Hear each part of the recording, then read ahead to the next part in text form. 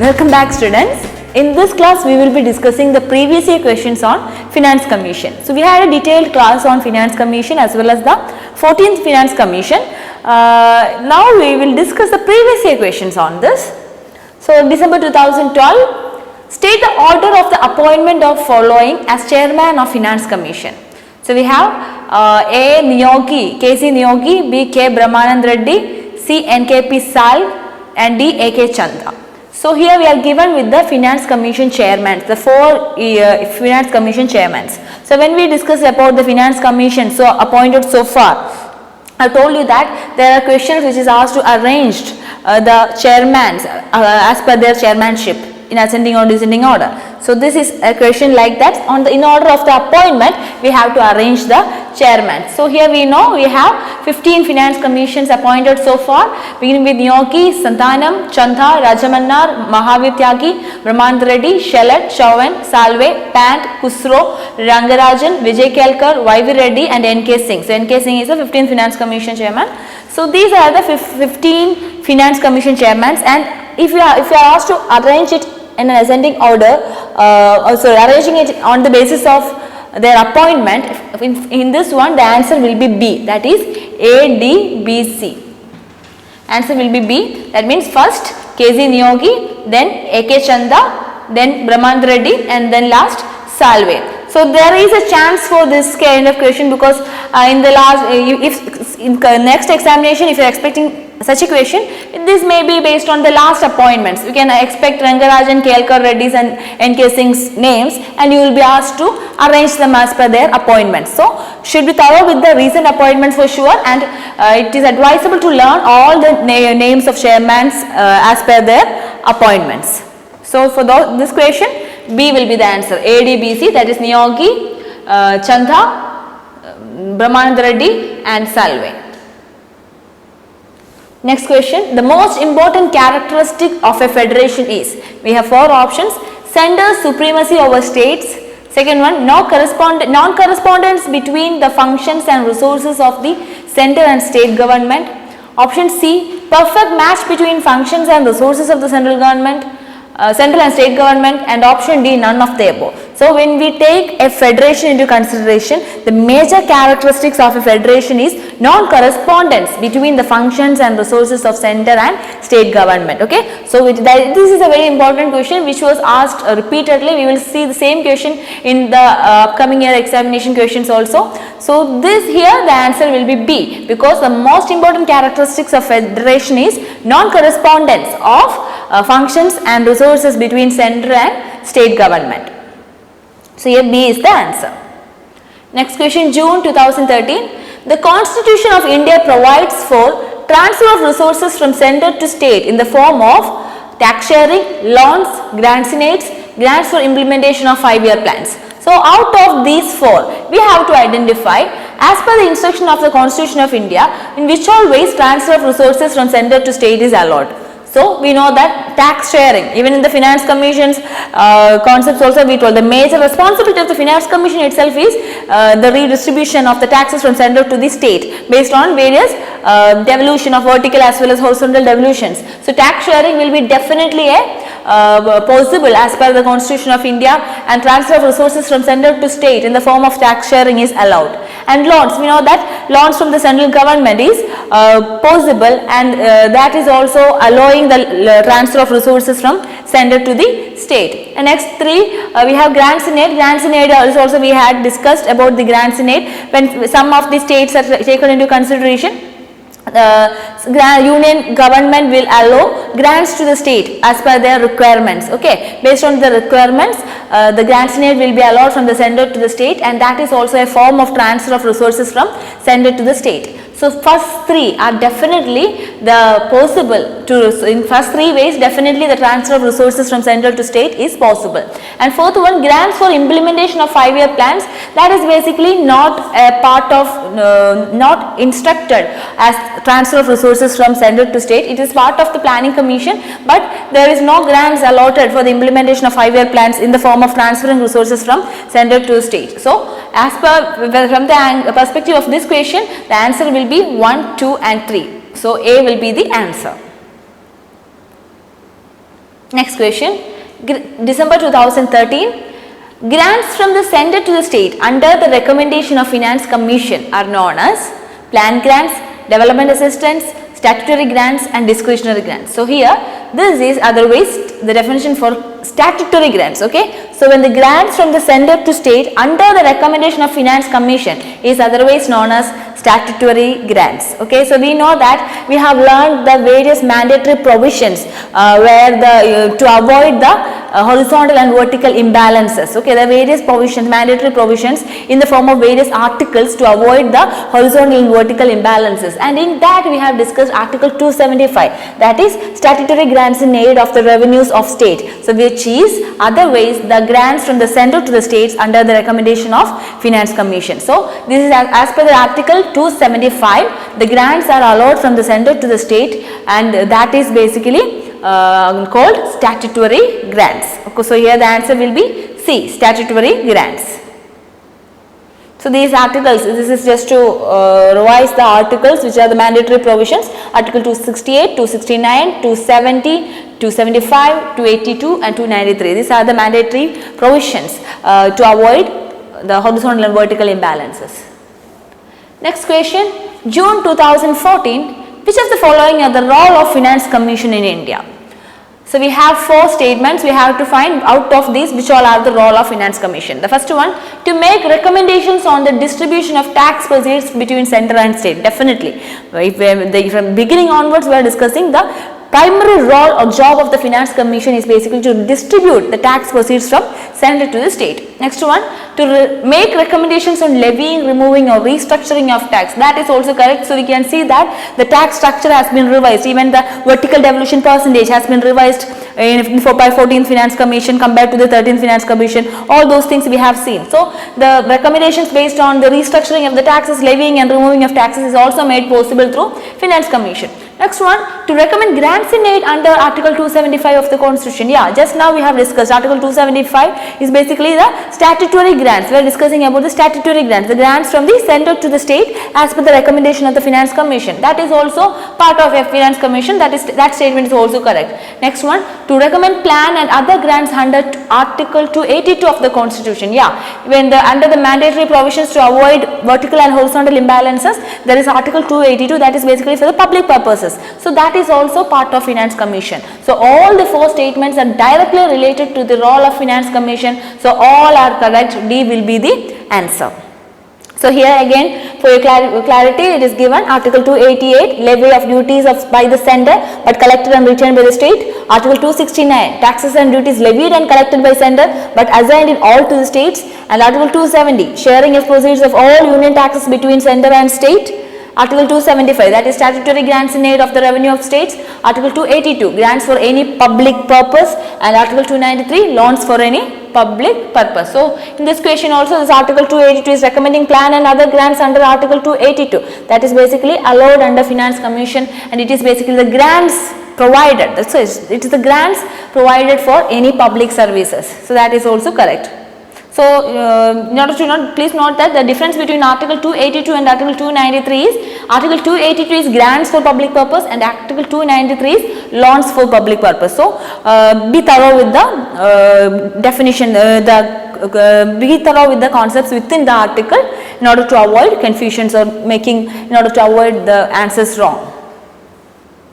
Next question, December 2014. The most important characteristic of federation. So we have seen the same question in 2012 also. So I told this the characteristics of federation is very important, and out of that the most important is the non-correspondence between the functions and resources of the center and state government. So the same question, the same option we have seen before. So we have the other options here. A, perfect match between the functions and resources of the center and state. No. Option C, center supremacy over the states. No. Option D, none of the above. Almost the same options were asked in the previous year also in 2012. So here the correct answer is option B. The non-correspondence between the functions and resources of the center and state is the major characteristic of a federation. So B will be the answer. Next question. 14th Finance Commission recommended funds as.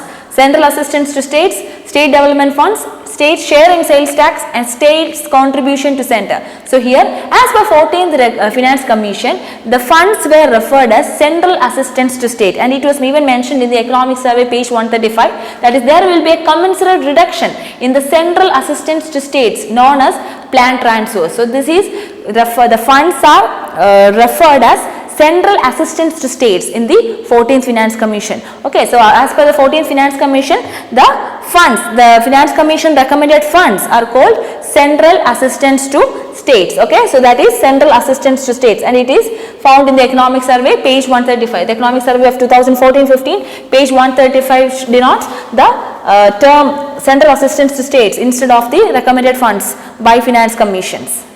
So answer will be A. 1 will be the answer. Next question, 2016, July 2016, which finance commission has used forest cover as a criterion for horizontal distribution of resources in India? So when we were discussing the horizontal formula, the horizontal devolution formula in detail, we have studied the importance of the forest cover. Okay, why the criteria forest cover is required in the horizontal devolution. Okay, a detailed class has been taken on it, so you can refer the video for the reason why forest cover was important. And now here this question is, in which finance commission the forest cover as a criterion was introduced? The answer will be 14th Finance Commission. Okay, the 14th Finance Commission, the criteria forest cover with 7.5% weightage was introduced. So if you compare the 13th Finance Commission's criteria with 14th Finance Commission criteria, forest cover will not be found in 13th Finance Commission's criteria, but whereas it is introduced in 14th Finance Commission and the weightage was 7.5%. See, so here we have the criteria as per 13th and 14th Finance Commission, and if we take forest cover, we will see the weightage was 0 in the 13th Finance Commission, but it was having weightage 7.5% weightage in 14th Finance Commission, because in 14th Finance Commission only introduced or used forest cover as a criterion for horizontal distribution of resources in India. So answer will be 14th Finance Commission. Next question, July 2016. Which among the following is not a criterion for declaring special category states? We have discussed this question when we learned about special category states. We know that special category state was introduced in 1969 when 5th Finance Commission was in operation, and at that time only 3 states were part of it, but later 8 more states were added, and at present there are 11 states which are part of special category states, and there are certain criteria for getting the special status, and that criteria includes hilly and difficult terrain, low population density and sizable share of tribal population, strategic location along borders with neighboring countries, economic and infrastructure backwardness, and non-viable nature of state finances. These are the five criteria in order to get the special status or in order to be part of special category state. And out of these options, we have overpopulation, poor infrastructure, hilly and difficult terrain, and non-viable state finances. Out of the 4 options, 2, 3 and 4 are definitely fulfilling the criteria to become a special status state, but first option is not, because the low population density is the criteria for becoming a special category state. Here the option it is given overpopulation, the exactly opposite. So overpopulation is not a criteria. So this question being a negative question, 1 will be the answer. Overpopulation is not a criteria for declaring special category state. So answer will be 1. Next question, July 2016, in which of the following year all tax revenues of center have become shareable among the center and state? So this is a factual information. So as per 2000, okay, as per the year 2000, all the tax revenue have to be distributed between the tax revenue have to be shareable among the center and state. Okay, so all the tax revenue of the center have become shareable among center and state from the year 2000. So this question's answer will be 1, 2000 AD. Next question, January 2017. While recommending horizontal distribution, which of the following criterion got least weightage by 14th Finance Commission? Option, demographic change, area, population, income distance. Okay, so here given with the this question is with respect to the 14th Finance Commission and the horizontal devolution of 14th Finance Commission. So basically when the horizontal devolution is considered, there are five criteria as per 14th Finance Commission. Out of that, the highest weightage goes to income distance. Okay, highest weightage goes to income distance. Then come the population which is having 17.5% of weightage. Then comes the area which is having 50% weightage. Then comes the demographic change which is having 10% weightage, and least is basically for the forest cover, that is 7.5%, which is not given in this among these options. Out of the given options, the least will be going to the demographic change, that is the 10%. Okay. So here see the population 17.5, demographic change 10, income distance 50, area 15, and the forest cover 7.5. So among the given option, the least weightage goes to the demographic change 1. So answer will be 1. Okay, next question, July 2018. Which of the following statements are correct regarding Finance Commission in India? So we are given with two statements and have to identify which among these two are correct. First statement, Finance Commission is constituted under Article 275 of the Constitution. No, Finance Commission is constituted under Article 280 of the Indian Constitution. Okay, as per Article 280 of the Indian Constitution, President has the power to set up a Finance Commission which is having a which is having the which is a 5-member committee with the who is having a chairman along with other 4 members, and the tenure will be 5 years. Okay, it's a constitutional body as well as a statutory body. So Finance Commission is constituted under Article 275 is not correct. It is basically constituted under Article 280. So first statement is wrong. Second statement, the provision for grants in aid to the states are provided for under Article 280. No, the provision for grants in aid to the states are provided under Article 275. So basically they have given it in a opposite way to confuse you. Finance Commission constituted under Article 280, and provision for grants in aid to the state, the grants in aid from the center to state is allowed, otherwise the statutory grants is allowed as per Article 275. So both the statements given are wrong. Okay, so answer will be, the question is a positive question, we have to identify which are correct statements. Since both the statements are given with wrong information, neither A or B will be the answer. Okay, so answer will be 4.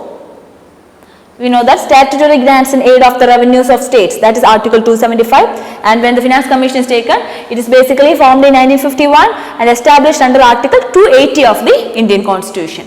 And again, when Finance Commission is considered, it is both a constitutional and statutory body. Constitutional body as per Article 280 and statutory body under Finance Commission Act 1951. Next question and the last question, 2019 December paper 2. Under which article of the Constitution of India, President is empowered to appoint the Finance Commission? Just now we have discussed the Finance Commission is a constitutional body in which the President is appointing under the Article 280 of the Constitution. So Article 280, option 2 will be the answer. Okay, so as per the Article 280, the President of the country is setting up the Finance Commission, and it is basically defining the financial relationship between the center and state, and it is a statutory body under the Finance Commission Act of 1951. Okay. So these were the previous year questions on Finance Commission. So all the questions were based on the general ideas of Finance Commission as well as the 14th Finance Commission. This is a very important topic. Even the last NDA examination you are having a question on it. So learn these portions well, learn the previous year questions. Thank you.